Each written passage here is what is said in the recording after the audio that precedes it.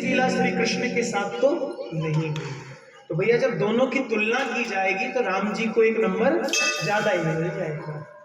लेकिन कोई लोग कहते हैं ना भैया राम जी के पास 12 कला है और श्री कृष्ण के पास 16 कला है, तो श्री कृष्ण बड़े हैं, राम जी छोटे हैं। लेकिन भैया उन सब लोगों से एक निवेदन, राम कृष्ण दोनों बराबर हैं। राम जी का जन्म सूर्य वंश में हुआ है, तो सूर्य की कितनी भैया 12 कलाएं होती हैं, इसलिए राम जी के पास 12 कलाएं हैं।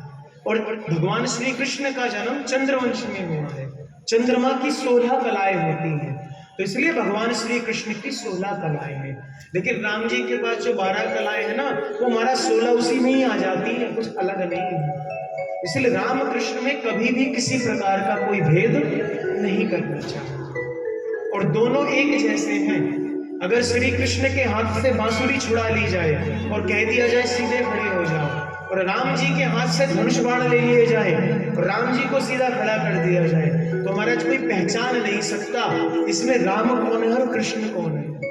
दोनों का स्वरूप एक जैसा है। लेकिन जो भक्त है ना, वो भैया वो भी पहचान लेते हैं। कैसे पहचानते हैं? हमारे यहाँ कहा जाता है राम कृष्ण दो एक हैं, अंतर नहीं निमेष। दोनों को खड़ा कर दो भैया, कोई अंतर नहीं पहचान पाएगा। लेकिन भक्त कैसे पहचानते हैं?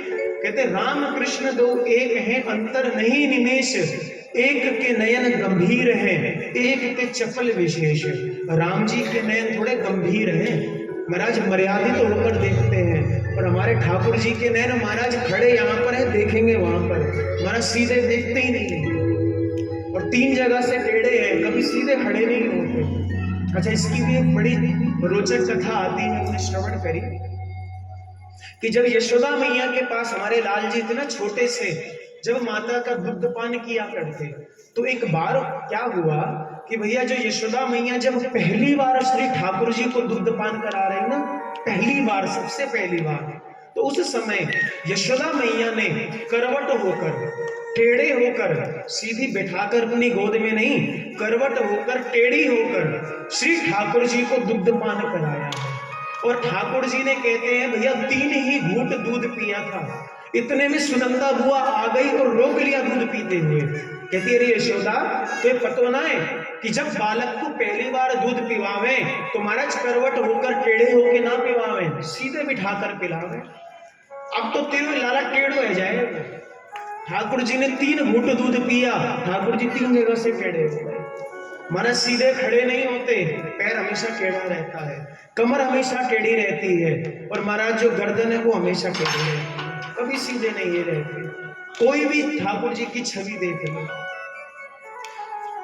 श्री ठाकुर जी भैया 3 जगह से टेढ़े हो गए। तो सुंदर कल जो हमने महारास की लीला को श्रवण किया, ये महारास की लीला श्री ठाकुर जी के इस जीवन की जो ये चरित्र यहाँ पर गाया जा रहा है, उसकी सर्वोत्तम लीला है रासलीला। और बहुत से लोग भैया रासलीला का कुछ अलग ही मतलब निकालने लगे हैं, तो उन सभी से निवेदन, पहले इस कथा को पढ़िए, सुनिए, समझिए, उसके बाद ही किसी चीज का अर्थ करिए। नहीं तो लोग अर्थ कम करते हैं, अनर्थ ज्यादा करते हैं। लोग अर्थ नहीं करते, लोगों को काम क्या, अनर्थ कर देना, बिना कुछ सोचे समझे भैया बात की, भैया कुछ भी मतलब लगा देना। और अंत में हम सब लोगों ने यहाँ पर भगवान श्री रुक्मिणी और कृष्ण के विवाह को दर्शन किया कि किस प्रकार से सुंदर श्री ठाकुर जी आए यहाँ पर, श्री रुक्मिणी जी आई, और दोनों ने एक दूसरे के गले में वरमाला डाली और पाणी ग्रहण संस्कार को किया। भगवान का पहला विवाह हुआ है, और पहला विवाह ही भैया चोरी छुपे करा है, चोरी करके लाए रुक्मिणी जी को। कोई सीधा सीधा जाके रिश्ता नहीं मांगा कि रुक्मिणी जी के पिताजी से कहते भैया रिश्ता करने के लिए आए हैं, बातचीत करो, लगन पत्रिका भेजो, मुहूर्त रखा जाए, कुछ नहीं गए और सीधा महाराज चुरा कर लेकर आए। और भैया ब्याह भी कौंडन्यपुर में नहीं किया, उनके माता पिता को भी नहीं बुलाया, आधी द्वारिका को श्री रुक्मिणी जी के पक्ष का कर दिया, और उन्हीं में से एक ने कन्यादान कर दिया और ले आए बहू जी को घर में। ऐसा तो ब्याह हुआ ठाकुर जी को पहलो ब्याह, तो सुंदर पहला विवाह हुआ। आगे क्या महाराज कथा आती है कि एक बार सुधर्मा सभा लगी थी, द्वारिका में जो सभा है ना, उस सभा का नाम है सुधर्मा सभा। तो उस सुधर्मा सभा में क्या हुआ, जो राजा सत्राजित था वो सूर्य भगवान की उपासना किया था और सूर्य भगवान ने कृपा करके उसको एक समयंतक मणि प्रदान करी। उस मणि की यह विशेषता थी कि उस मणि से नित्य प्रति पूजा करने के बाद 8 भार सोना निकला करता था। 8 भार का अभिप्राय भैया लगभग कहते हैं 40 मन के आसपास उसका सोना निकला करता था। इतना सोना देती थी भैया मणि। और उस मणि को धारण कर कर अपने कंठ में सुधर्मा सभा में आया। सबने सोचा कि सूर्य भगवान ही तो नहीं आ गए। तो जब आया पास में देखा भैया ये तो सत्राजित है। सबने पूछा कहां से मिल गई ये मणि। उन्होंने कहा सूर्य भगवान की उपासना करी है, भगवान ने प्रसन्न होकर मणि दी है, नित्य प्रति 8 भार सोना निकलता है। भगवान श्री कृष्ण ने कहा तेरे गले में ये मणि रहेगी, वो ना हो तेरे को भैया किसी प्रकार की मृत्यु की आशंका बनी रहेगी। कोई व्यक्ति चोर हो, लुटेरा हो, डकैत हो, सोचेगा तेरे गले से मणि को चुरा लूं, तेरे गले से मणि को चुरा ले। क्यों? उसको भैया खूब स्वर्ण आदि की प्राप्ति हुआ करेगी। तो एक काम कर, तू इस मणि को राजकोष में जमा कर और रोज इससे जो भी भैया स्वर्ण आदि निकला करेगा ना, वो तू आके ले जाइए। ऐसा मत सोच कि हमें लालच है, तू मणि दे दे और रोज जो इससे स्वर्ण निकला करे वो तू लेके चला जाइए और राजकोष में सुरक्षित रहेगी। लेकिन सत्राजित ने सोचा बताओ, इतने दिन तक मैंने तपस्या करी, मैंने अपने आप को तपा, ध्यान करी, साधना करी और मुझे मणि मिली, मैं कैसे दे दूं श्री कृष्ण के कहने पर यहाँ का। भैया उसने मणि को नहीं दिया। आ गया अपने घर में और अपनी पत्नी से कहा आज कृष्ण ने मेरी मणि मांगी लेकिन मैंने उसको दी नहीं। उसी दिन भैया संध्या काल को क्या हुआ, उसका एक छोटा भाई था जिसका नाम था प्रसेनजीत। प्रसेनजीत ने कहा भैया मैं जा रहा हूं शिकार के लिए और आपके गले में जो मणि है ना ये बड़ी सुंदर है, बड़ी चमक रही है, आप इस मणि को मुझे दे दो।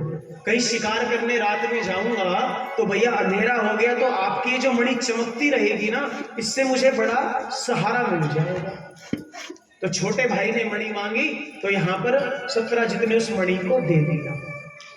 रथ पर सवार हुआ और शिकार करने के लिए जंगल में गया, लेकिन कुछ अनहोनी होनी थी भैया।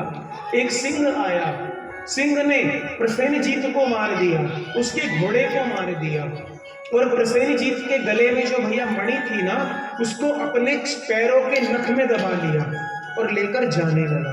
रास्ते में भैया एक गुफा आई। ये गुफा किसी और की नहीं, हमारे श्री जामवंत जी महाराज की गुफा है, जिनकी कथा हम सब लोगों ने त्रेता युग में राम जी के साथ सुनी ना। जामवंत जी, ये जामवंत जी की गुफा है। वो गुफा आज भी भैया द्वारिका के समीप में ही है। तो वहां पर श्री जामवंत जी ने देखा कि ये अपने सिंह जो है वो अपने नख में बड़ी कीमती मणि लेकर आ रहा है। तो जामवंत जी ने क्या किया, उस सिंह को मार दिया। जामवंत जी महाराज खूब बलशाली है, क्या करा, सिंह को मार दिया और सिंह को मारने के बाद उस मणि को लिया और ले जाकर अपनी जो कन्या है जिसका नाम है जामवती, उसको दे दिया। जामवती मणि से खेलती है। अब यहाँ पूरी रात्रि बीत गई, प्रसेनजीत तो घर पर आया नहीं। तो यहाँ पर सत्राजित को बड़ी चिंता हुई। उसने 2-4 लोगों को भेजा भैया पता करके आओ, लेकिन किसी को भी प्रसेनजीत का पता नहीं चला। उसने क्या सोचा कि कहीं श्री कृष्ण ने मेरे भाई को मरवाकर उससे मणि तो नहीं ले ली। ये बात उसने अपनी पत्नी को कही। उसने कहा मुझे ऐसी आशंका है कहीं कृष्ण ने मेरे भाई से वो जो मणि है वो छीन झपट तो नहीं ली और मेरे भाई ने देने से मना किया हो तो कहीं उसको मार तो नहीं दिया। जैसे ही ये बात भैया मन में आई सत्राजित की, उसने अपनी पत्नी से कही और उसने कहा कि मुझे बस ऐसी आशंका है, बात पक्की नहीं है। अब लेकिन क्या हुआ भैया, उसकी पत्नी ने धीरे धीरे ये बात अपनी सहेली से कहकर महाराज संपूर्ण द्वारिका में फैल गई। भगवान श्री कृष्ण के ऊपर आज कलंक लग गया। किसका कलंक लग गया? मणि चोरी करने। वृंदावन में तो भैया माखन चोरी होती थी, लेकिन द्वारिका में आके मणि चोरी करने का कलंक लगा। और जब ये कलंक लगा, भगवान को बात पता चली भगवान अक्रूर जी के साथ और कुछ सैनिकों के साथ आए हैं और पूछा तेरा भैया कहाँ पर गया था। उसने कहा शिकार करने के लिए जंगल में गया। भगवान गए हैं जंगल में और जब खूब अंदर जंगल में चले गए तो देखा रथ दिखाई दिया। रथ से कुछ दूरी पर वो जो घोड़ा था वो मरा हुआ दिखाई दिया और थोड़ी दूर पर प्रसेनजीत मरा हुआ दिखाई दिया, लेकिन गले में मणि नहीं थी। अब यहाँ पर आशंका हुई कि मणि कोई चोरी करके ले गया, तो देखा सिंह के पंजों के निशान थे। भगवान ने उन पंजों का पीछा किया तो भैया आगे देखा गुफा के बाहर सिंह भी मरा पड़ा। भगवान समझ गए हो ना हो जो मणि है इस गुफा के अंदर है। भगवान ने सबसे कह दिया कि एक काम करना, मैं गुफा के अंदर जा रहा हूँ, ना जाने कितनी बड़ी गुफा है। अगर 27 दिन तक मैं ना आया तो एक काम करना, तुम जितने की सब लोग यहाँ से द्वारिका वापस चले जाना। कितने 27 दिन तक इंतजार करना मेरा, बस 27 दिन। भगवान उस गुफा में घुसे हैं। महाराज अंदर गए तो जाकर क्या देखा, एक कन्या जो रीछ की कन्या है वो मणि से खेल रही है।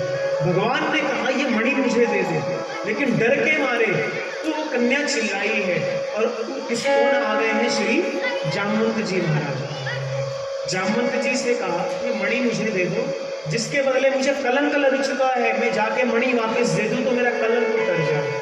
लेकिन जामवंत जी ने कहा ऐसे मणि नहीं दूंगा, पहले मुझसे युद्ध करना पड़ेगा। भगवान ने कहा चलो ठीक है। तो भैया जामवंत जी और भगवान श्री कृष्ण का युद्ध हुआ और कितने दिनों तक युद्ध चला भैया, 27 दिनों तक युद्ध चला। कितने दिन, 27 दिनों तक युद्ध चला है। मार मार कर श्री कृष्ण ने जामवंत जी की एक नस ढीली कर दी थी। कहते भैया जामवंत जी तो भगवान के भक्त हैं, तो जामवंत जी को 27 दिनों तक मार के उठानी पड़ी। इसके पीछे भी कारण है। क्या कारण है इसके पीछे, जब भैया त्रेता युग में भैया जब श्री जामवंत जी महाराज थे ना, वो कहते कि इस रावण को तो मैं भी मार सकता हूँ, लेकिन अब मैं थोड़ा सा बूढ़ा हो गया हूँ। अगर मैं थोड़ा सी अपनी युवा अवस्था में होता तो राम जी को तो मारना ही नहीं पड़ता, इस रावण को मैं ही मार देता। और जब जामवंत जी ने राम जी का पराक्रम देखा उस युद्ध में, तो उनने सोचा इस समय पृथ्वी पर मुझसे भैया कोई युद्ध करने वाला है तो वो केवल एक राम जी है, उसके अलावा कोई नहीं।